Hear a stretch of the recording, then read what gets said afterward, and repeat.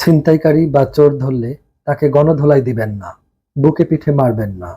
সে আপনার আদর্শ নেতা ও সরকারের ব্যর্থতার জন্য ছিনতাই ও চুরি শিখেছে। বড়জোর তাকে দিয়ে টিকটক করাতে পারেন, গান গাওয়াতে পারেন।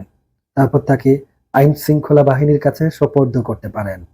সভ্য দেশের মানুষরা এটা কল্পনাও করতে পারে না যে মানুষ হয়ে মানুষকে এভাবে অমানুষের মতো পেটানো যায়।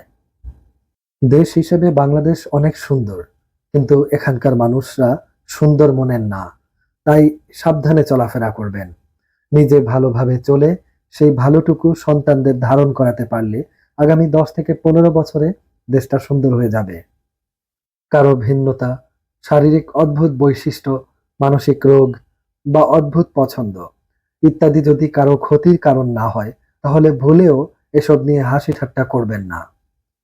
মানুষ যখন বন্য ছিল এবং উলঙ্গ হয়ে ঘুরে বেড়াতো, তখন ভিন্নতা মেনে নিতে পারত না। আপনি বন্য নন এবং উলঙ্গ হয়ে ঘোরা জঙ্গলিও নন। কারো কথায় রেগে গিয়ে তাকে মারতে মনে চাইলে লম্বা করে নিঃশ্বাস নিয়ে চোখে মুখে পানি দিয়ে ফেলুন। আপনার হরমোন নিয়ন্ত্রণ করা আপনাকেই শিখতে হবে।